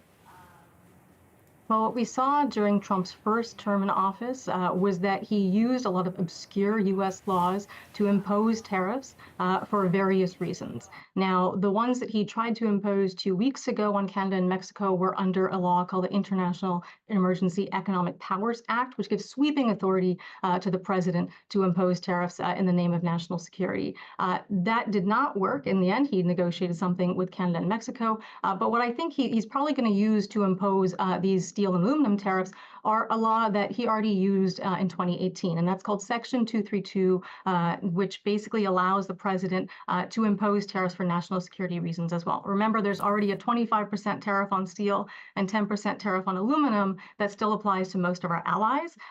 Canada and Mexico got a reprieve from that during the USMCA CUSMA negotiations, and so we're seeing some of that come back up again. So we're seeing potentially the use of 232 tariffs once again, and the expansion of the president's power to that effect. So just as you were talking, we just got a little bit of news I'll just share with you and everyone else. It is now reportable that the tariffs will come down at 5:30 today. So again, let's see what happens, Sharpie to paper. But at this point, that is the expectation. And I'm curious, as I listen to you talk, there are, the executive orders will come down at 5:30. Our presumption being that that will include tariffs. But as I listen to you talk, Canadians are, as you know, certainly furious at the suggestion of the 51st state. This is a sovereign country. It will decide its own future. Thank you very much. Does that land with the United States? Is in your circle, do people, are they on board with that realization that this is a sovereign country not to be invaded? I certainly think that folks in Washington are well aware of this and respect the sovereignty of Canada. I'm not quite sure what President Trump is getting at when he keeps repeating this, but I think that he's using tariffs as general leverage to get a bunch of concessions from trading partners that he can get. And I think one of the reasons he's very vague about what he wants is that he can quickly declare victory regardless of what he gets. And so I think that the role for our trading partners is to stay calm, remind Trump that trade with Canada supports U.S. economic security and prosperity, and then meet with him to discuss what the real problems are that he's actually trying to address with this. If it is Chinese overcapacity in the steel industry, then we can address that, but not through tariffs. And that's going to require some sort of negotiation. And I think that our allies are ready to do that. So I think that all this other stuff is just bluster, and we should stay focused on the real fact that these tariffs are going to have a huge impact on the Canadian economy, and something that we should be very concerned about. Does it land in the United States that they will also have an impact on the American economy? I think we understand that. We saw that from the 2018 tariffs that were put in place. In the end, they raised the price of foreign steel, allowed U.S. producers to increase their prices, which is why the price of U.S. steel is so high. And that leads to negative economic effects. We did not see a huge increase in U.S. jobs from that. So I think that the evidence is there. The question is whether people are going to actually listen to that evidence. And I think that the president is certainly using his own set of facts to describe what's going on here. Indeed. Inu Manik, thank you very much. Inu is a fellow for trade policy at the Council on Foreign Relations. Really appreciate your insight. Thank you. So as we talk about steel, 6 of Canada's 13 steel plants operate in the province of Ontario. This is an industry worth billions of dollars to Ontario. So Donald Trump's proposed tariffs are expected to have a profound impact on thousands of workers in the broader economy. CBC's Megan Fitzpatrick joins us live in Toronto. So Megan, again, can you walk us through Ontario's steel industry a little bit and its relationship with the United States, its dependence on the U.S.? Yeah, I mean, it's an industry here, Adrian, that's had a long history. There are plants operating in Ontario that have been around for decades and employ thousands of workers, particularly in the city of Hamilton, which people in Ontario, or certainly in the Toronto area, know by its nickname Steel Town. A number of plants there, again, very important to the local economy in Hamilton. And so there is concern for sure in that city about the potential impact of these tariffs if they are implemented. We've heard from the mayor of Hamilton, Andrea Horwath, in recent weeks. When this broader tariff threat first started from Trump after he was elected, the industry, among other industries, have been bracing for this, Adrian. Now, we've been hearing from different associations, including the Canadian Steel Producers Association. Its CEO was on News Network earlier today, and she's saying they are hopeful that there could still be some kind of exemption for Canada, that this tariff won't be imposed on steel, that Canada will get this exemption. But if not, she's saying then the focus needs to shift to mitigating the consequences and impacts of these tariffs on the steel industry in Canada. But again, because there are so many plants here in Ontario and so many people dependent on those plants for their employment, she said these tariffs would simply be devastating to the industry here. She would like to see Canada respond with retaliatory tariffs and then again see steps taken to support the domestic industry here. Here's some of what we were hearing. As the U.S. shuts its borders to everyone, we're going to be highly exposed to more unfair trade. So we're actually going to see a doubling down effect in our market.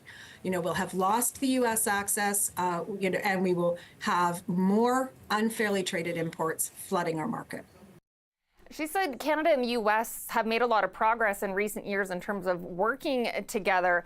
But if now Canada gets in a trade war with the U.S., then Canada's ability to fight those unfair trade practices she mentioned by other countries will be diminished. So concern there, Adrian. She was talking as well, and we've been hearing about how integrated this industry is. Like the auto industry, which is also very important to Ontario, the steel industry sees products shipped back and forth across the border, sometimes multiple times before the final product is done. And those products, too, are used in the auto industry, which, again, as I just mentioned, is vitally important to Ontario's economy. So there could be this ripple effect. So there's concern around that as well. Concern that, if these tariffs are put in place, that could eventually lead to job losses in the industry. And again, we're talking about big plants in places like Hamilton, Stelco, Dofasco, in Northern Ontario and Sault Ste. Marie. There's Algoma. We spoke earlier, CBC, to a union representative in Hamilton who represents workers at Stelco. He says his members are not panicking right now. Here's some of what he did tell us. We're hoping the federal government puts retaliatory tariffs on U.S. products coming into Canada. And hopefully the tariffs won't last long. We'll get back to normal business. Again, I mentioned he represents workers at Stelco. Stelco was bought last year by an American company called Cleveland Cliffs. And the union representative telling reporters that part of that deal included an agreement by the company that it would not reduce the workforce for at least 5 years. So they are hopeful that the company sticks to that, Adrian, and that there will be no job losses, at least at that plant. He said the concern he's hearing from his members is just a broader, more general concern about life getting more expensive, goods getting more expensive if Canada and U.S. end up in a broader trade war. So that's a bit what we're hearing from some of the unions representing workers in the steel industry. And again, on a broader level, the United Steelworkers Union, which represents members on both sides of the border, saying they are doing what they can to fight these tariffs. They are describing them as foolish measures if they are implemented. They're calling on the federal government to make a commitment to only use Canadian steel in public infrastructure projects if Trump does follow through on this tariff threat. And again, we're sort of hearing, you know, as we've been saying for the last little while, Adrian, it's a wait and see right now until the tariff is in place, the details are known. Then we'll start seeing reaction come in from the industry here in Ontario and across the country.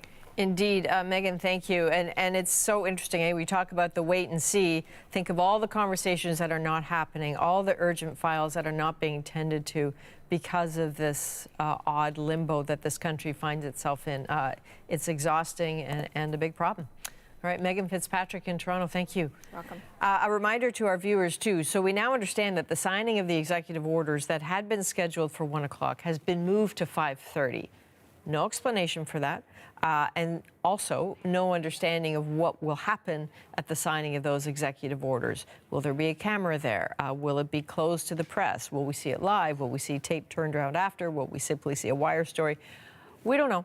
But we do know that the new date to watch, a new time to watch, is 5:30. So in the interim, let's bring in Laura Dawson, who is the Executive Director of the Future Borders Coalition, joining us from Atlanta, Georgia. So Laura, we talk to you fairly often. I'm really glad to see you. Please help us understand, why are we having this conversation again right now? Like, what happened after the reprieve last week, other than someone simply asking the question on the plane, that has brought this up again?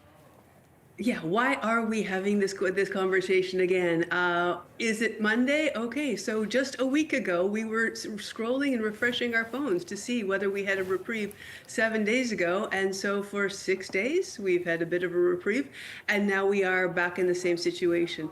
We don't know whether these tariffs are going to be the IEEPA tariffs that the president has a lot of authority over, but those are the national emergency tariffs that have never been used before. Or is he going to try a more conventional route with those Section 232 tariffs that we saw the first time around, which are also national security tariffs, but a sort of lower level of energy than the ones he was trying to do last time around? If we do get those Section 232s, I'm not saying it's a good thing, but at least it's a process that we're familiar with. You can get a waiver, you can get eventually, you can get an exclusion, but Canada had to wait more than a year last time around when they were imposed in 2018. So who knows? Laura, what does he want? What do you think he really wants? He definitely wants attention. And talking about Canada, making a threat towards Canada, gets him the kind of attention that he seems to want and causes him, at this point, no political penalties at home. I think if we're going to reverse that, we really need to get messaging to the American people more effectively. Super Bowl ads, it's a good start. Doug Ford, it's a good start. But we're still not reaching the American people at the grassroots level, at the level of local legislators. You know, this is all part of this existential crisis Canada, right, suddenly finds itself in. Although it's not a crisis for Canadians, who have no doubt that this country is a sovereign nation that is just fine. Thank you very much. Do you think that Justin Trudeau, as he said last week, that the threat to make the 51st state is a real thing? I mean, is it the water? Is it the critical minerals? Is it just, look, you have a lot of stuff that we want? Yeah, and I think it is, you have a lot of stuff that we can benefit from, but has it been thought through to how do we actually get our hands on this? Is that military? Is that this an economic coercion? It seems to me that there is very little that the U.S. might be interested in, whether it's critical minerals, natural resources, energy, better security in the Arctic. Very little of that the U.S. couldn't get through productive conversations and negotiations with Canada, rather than kind of poisoning the well and just freaking everyone the heck out. Mm-hmm. In 2018, when this country imposed counter tariffs, when Donald Trump installed similar tariffs on steel and aluminum, I'm not sure how long it took people to recover from that, but if it is his goal to get the things that Canada has, is there anything Canada can do to resist that? Do counter tariffs make sense, or do they just sort of inflict more pain? I think that the way Canada has approached it so far, with a threat of counter tariffs that would be escalated the more serious that the American tariffs become, I think that's a reasonable approach. I am heartened by the expertise and the ability of Canadian trade officials to figure this stuff out. Last time around, the Section 232 steel and aluminum tariffs provoked the ketchup war. We all remember that one. And so I think we're getting the attention of Americans who matter. I know that the threat of a Kentucky bourbon boycott certainly got the attention of the governor of Kentucky, but that's kind of the level that we can make an impact on right now, that governor level, city, state level, because Washington is just such a mess right now that it's hard to see where messages are landing. Are the right people hearing them? There's so much chaos in Washington, no matter, Canada's just not on anybody's top 10 list right now. Well, I mean, I think that's where Canadians prefer to be, is not on anybody's top 10 list, would prefer that this country not appear in headlines around the world and allow it to just continue. The sorts of headlines it's been getting recently, I think, are very unnerving at this point. But to your point, and to the chaos, it's hard to know who has the ear of Donald Trump right now, because so many people claim to have his ear. Do you think that will shake down with time? I mean, the administration's only 3 weeks old. I think if you have a friend who owns a sports team or is a major world-class athlete, you should definitely talk to them, because they probably have more influence than a lot of people.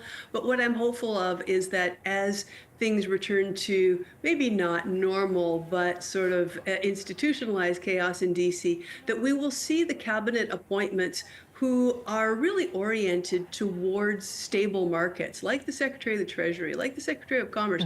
These guys don't want to shake up the stock market. They want to have growth, and in order to have growth, you need to have predictability. And there's nothing predictable about what's happening right now. And even if we read those executive orders that came out early on, they're not exactly what Canada would have wished, but they're certainly within the guidelines that Canada can play in. We're not a currency manipulator. We can justify any trade imbalances to the benefit of the United States. We're not unfriendly to U.S. businesses. We're not doing underhanded things. So Canada should be able to make the case that it's a partner to U.S. economic ambitions and should not be outside the tent.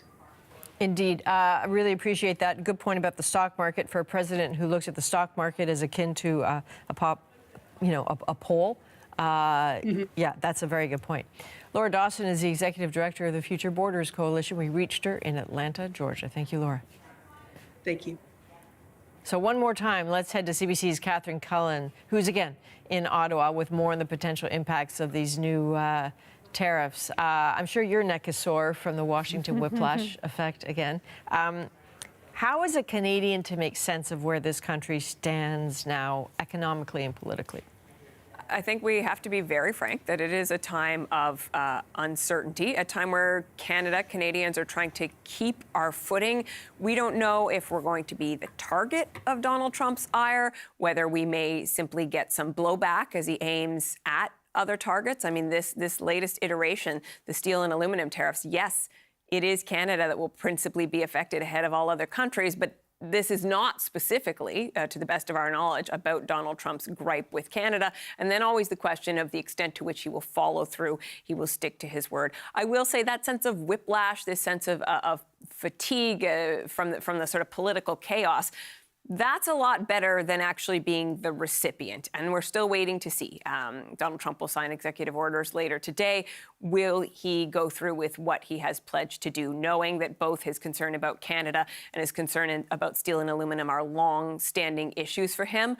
We're all going to have to steel our spines, no pun intended, in this country because this uncertainty, as you said a moment ago, Adrian, I mean, we're only 3 weeks in, and while the waters may calm a bit, that is not really Donald Trump's modus operandi. You know, one thing I found interesting in the past couple of weeks, Catherine, is that I don't know about you, but I've never had more conversations with people about what it means to be a Canadian and what this country means to them, what its values are, what the values are that are worth fighting for. And, you know, I don't think anyone will thank Donald Trump for that, I guess, relearning period Canadians have had. But I think it's a real thing. And I don't see any harm in Canadians continuing to ask themselves what this country means to them and how they can protect it. You know? Almost the contrary, I would argue. I mean, I think I don't want to compare. I think in the media, Adrian, we have to be thoughtful about how we speak about these things too, right? And not just constantly be sort of fomenting this fear. But Donald Trump's interest in Canada seems to be genuine, regardless of what happens with it. And so it is a time to reflect about what this country means to us, how we distinguish ourselves from Americans, and what we hope the future of this country looks like in a way that we haven't necessarily had to in recent years. Correct. And as we at home have these conversations, and the federal government is doing what it can. Again, we see the premiers. Again, they are on these tours of American media. Are any sense that that's punching through? Well, they're heading to the United States this week. As I said today on Power and Politics, we're going to be speaking with Premier Scott Moe, who is in Washington. Many of the premiers will be there on Wednesday. And I think what is important about the work that they are doing is that they are finding themselves allies for Canada in the United States. Laura spoke so eloquently, Laura Dawson, a moment ago, about trying to punch through. Well, you know, when you have, be it Scott Moe or David Eby or Wab Kinew looking you in the eyes, you know, they have your attention for a few moments. And so trying to get that message of how we can be stronger together, of the potential political damage. I mean, yes, certainly economic damage, but communicating to the politicians, the people in your jurisdictions are not going to be happy if the cost of living goes up. All of that said, everyone knows that at the end of the day, the person making all of these decisions is Donald Trump. You know, it's not just about being the last person to speak to him. Sometimes it's just about what he decides at any given moment. So Canada is working on this campaign of influence and trying to build more allies. But at the end of the day, it all comes down to the President of the United States. Indeed, and I can tell you that certainly from our part at the National, we're looking at a couple things, like what kind of impact is the Buy Canadian actually having tangibly. We're looking, obviously, we've been looking at pipelines. We will look at critical minerals. We're looking at water. All the conversations that we haven't necessarily spent a lot of time on in Canada, we're going at them again, particularly interprovincial trade barriers. And I know this is a conversation you constantly have because as a Canadian, I genuinely don't understand why the premiers who get in a room together can't just erase those lines. Yeah, that's a conversation that has been had for a long time in this country. And I have to admit, Adrian, like the urge to roll my eyes is always a little bit strong when I hear that one. But I think we all understand also that there is a new urgency to the conversation. It's something we've been talking about for decades. There's been so little progress, but you know, is this the time because the pressure is unlike ever before? Yep. That is another thing to watch, certainly. All right, CBC's Catherine Cullen in Ottawa. We'll see you in Power and Politics. Thank you, Adrian.